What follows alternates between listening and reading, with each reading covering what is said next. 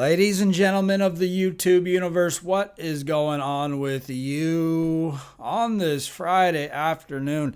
It is Friday, April 5th, 2024, roughly 12:20 p.m. California time. I am, of course, your always gracious host, Fallon from GoNootropics.com, coming at you with the coffee cheers here on a cold, somewhat rainy day afternoon here in California. Hope all of you are doing good. By the way, I read and appreciate all your guys' comments. I'm terrible at responding because I feel if I respond to one, I must respond to all. So yes, I see your comments. I read your comments. Your comments are much appreciated. Most of them. But here we are, day number 18, baby, keeping the train rolling. And we're just thinking about, carrying on this momentum, thinking about quitting nicotine. Well, not thinking about, I'm doing it starting tomorrow as soon as this little pouch runs out. I've got about maybe 10 pouches in this little on nicotine pouch. These are the 8 milligrams. You start on the 3 milligrams, you go to the 6, you jump up to the 8, you realize 8's the biggest one they got, baby. At one point, I was stuffing 2 of these in my cheek at once, these 8 milligram nicotine pouches. And it's just, it's a senseless addiction, at least the pouches. They're totally senseless. All nootropic benefit has all but passed by the wayside. It does nothing but satiate the withdrawals at this point. And it's not even like a cool addiction. At least with smoking, you can, hang out with other smokers. And there's a certain social aspect with smoking cigarettes that kind of justifies the addiction. But with these pouches, man, it's totally senseless. It's a waste of money. I probably spend close to $250 a month just on nicotine pouches, squirreling the pouches into my cheeks every day. And it's become a senseless addiction, So as soon as this runs out, I'm going to try to come off the nicotine tomorrow. The plan is to start a 3-day fast. One of you guys mentioned fasting. I think we're all on the same wavelength over here. This was something I've been thinking about doing for a long time, a 3-day water fast. One of you guys mentioned acid reflux being the cause of my swallowing problems. Yes, I've reached the same conclusions. So we're all on the same wavelength. All of us over here at the Enterprise, we're all thinking on the same level. We're all kind of going towards the same path. A lot of you guys have quit Kratom. You've come to the same conclusions I've come to about Kratom, and that it's just, it's no good, man. It's no good. It's good for a short time, but not for a long time, right? The Kratom, it's good for a short time, baby, but not for a long time. And it's great if I could put it into the most perfect analogy, the most perfect metaphor. Kratom is like that friend that nobody really likes hanging around the group. We all know back in high school or whatever. I mean, I don't really hang out with friends anymore. I don't know if you guys have friends. I have one friend that I really don't even talk to anymore. It's sad, but an unfortunate part about getting older is you just stop hanging out with friends. But we all know that one friend that everybody just kind of puts up with, and you don't like this guy, but he provides like just enough value to keep him around. It's like 90% of the time he's annoying. But occasionally he'll come out of left field and surprise everybody, maybe crack a joke that's funny, or he's that guy that back in the days in high school, he was the one with the car, and you put up with him because he drove everybody around, or he was older and could buy you cigarettes and alcohol. It's just that one person that if it wasn't for just those occasional moments of goodness, you wouldn't hang out with him at all. You know, he's that friend that he has he could get you into the club, right? That's kratom. That's kratom. It's like 90% of the time it's no good, but you just kind of keep him around because every once in a while, sometimes every once in a while, kratom does give you that good experience. And this is how the kratom just hangs around for years and years. It's like, yeah, most of the time the kratom makes you irritable. Most of the time you don't feel good, you feel like shit. But sometimes every once in a while you're like, oh yeah, this is why I keep the kratom hanging around. You know, you buy a new batch, it's really good the first couple of times you take it, and that's what keeps you coming back. And looking back, it's just like years, man, of taking kratom, and for the majority of the time, just feeling like shit, just feeling like total shit. And the kratom masks a lot of these health problems. Like coming off of kratom, I'm just realizing I'm not a healthy person. Like, yeah, I ride the bike a lot, but it's like big deal. I'm still dealing with a lot of these health problems. Every time I stand up, I'm dizzy, man. Sometimes I have to lean against the wall, right? Sometimes I get up, I'm so dizzy, I have to like crouch down. It's like some of these things are can be really debilitating.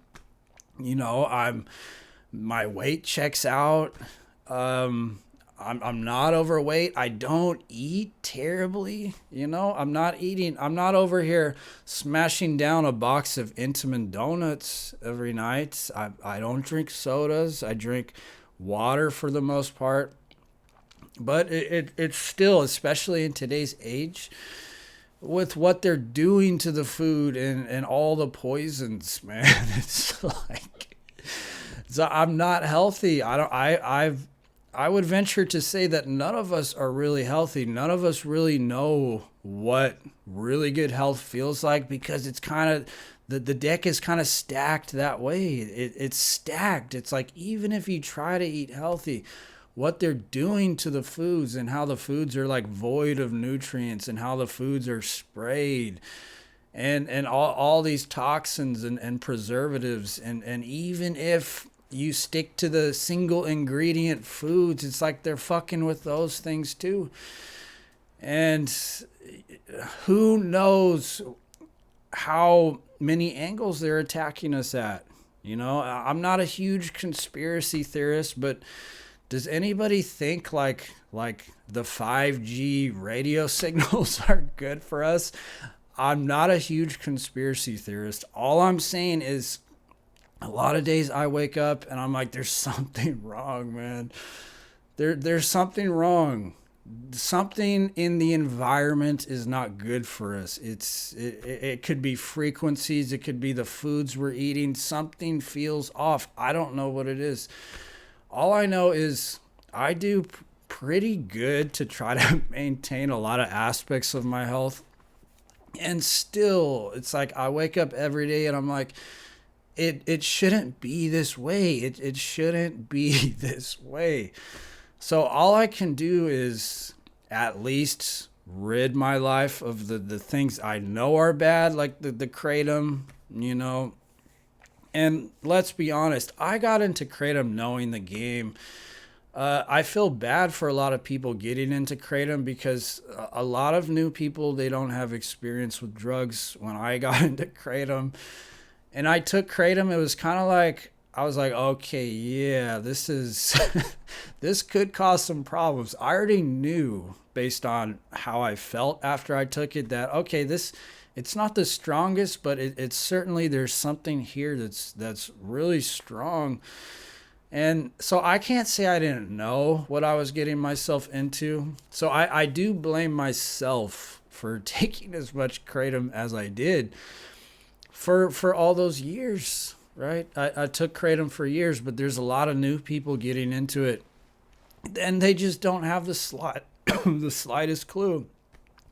And they go into the community, and everybody's there. And yeah, they do mention, like in the Reddit community, there's that auto moderator post that warns people of dependency and this and that. But you'd be surprised, most people don't even know what dependency and withdrawal is, right? They hooked my boss on fentanyl.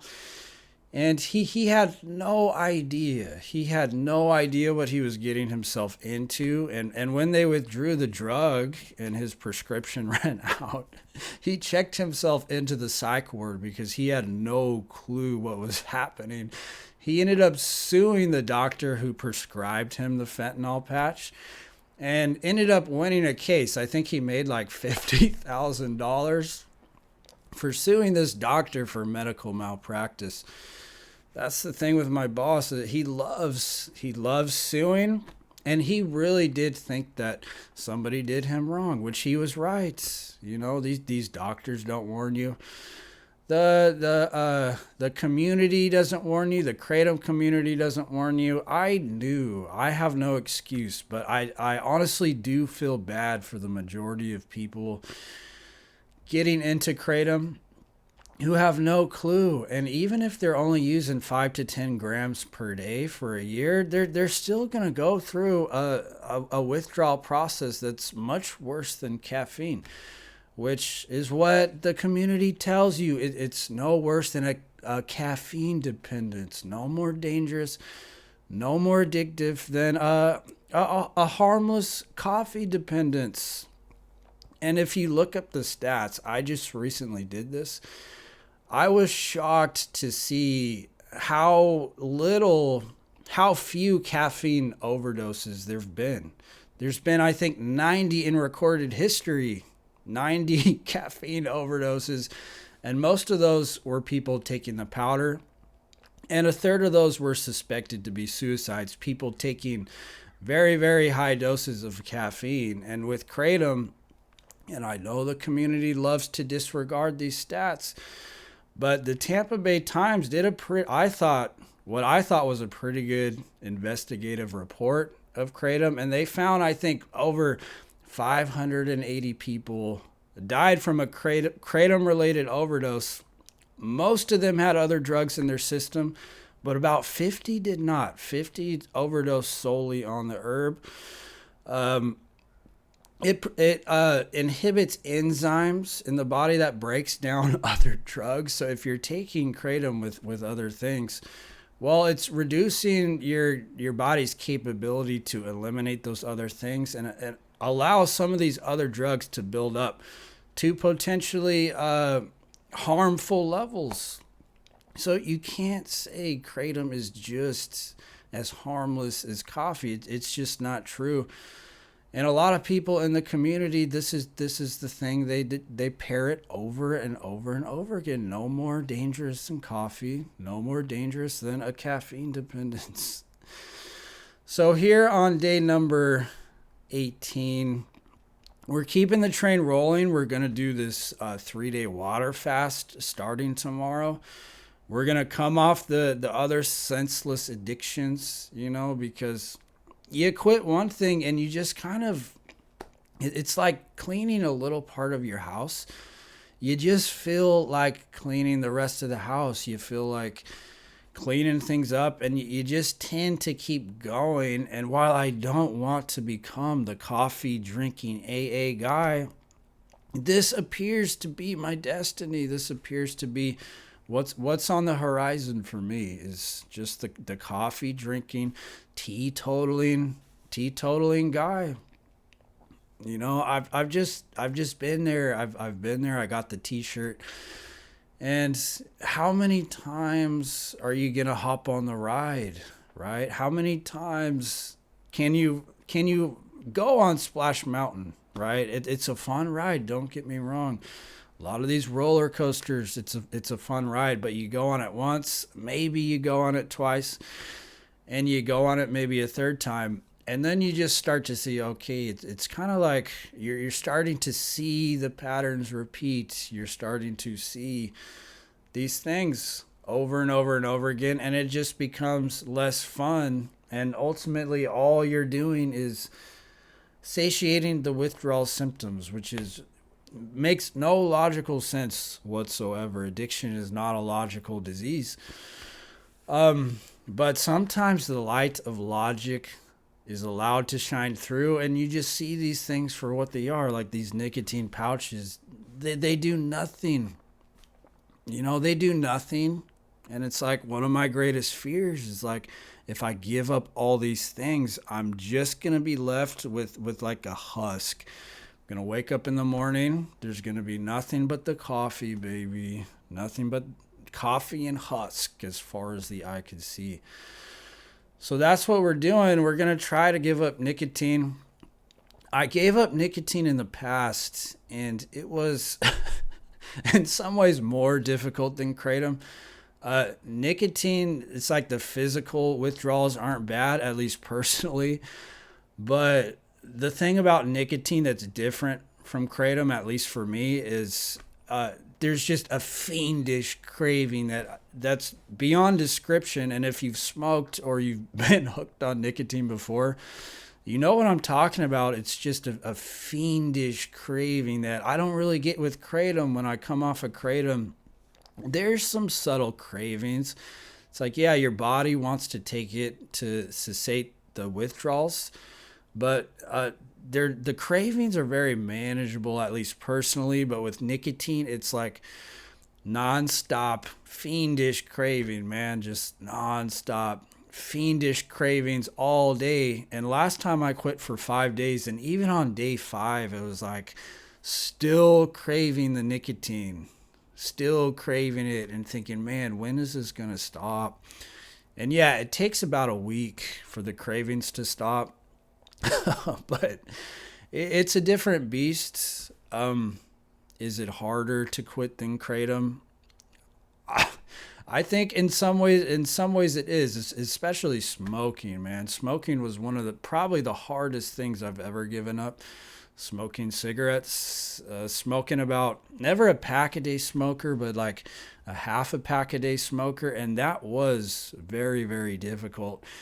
And yeah, you're not going to deal with like the opioid withdrawals like you do with Kratom. You're not going to get the restless legs, but you do have this persistent craving and this persistent urge to use nicotine.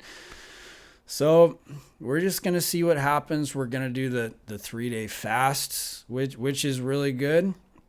The fast just resets everything, induces autophagy, repairs a lot of things. And I'm a firm believer in, like, yeah, the things that are really going to move the needle are hard. It's like the things that really work and are really going to move the needle are difficult. And fasting's difficult, especially if you're hooked on carbs and sugars and these types of things. But we're going to do 3 days. We're going to come off the nicotine.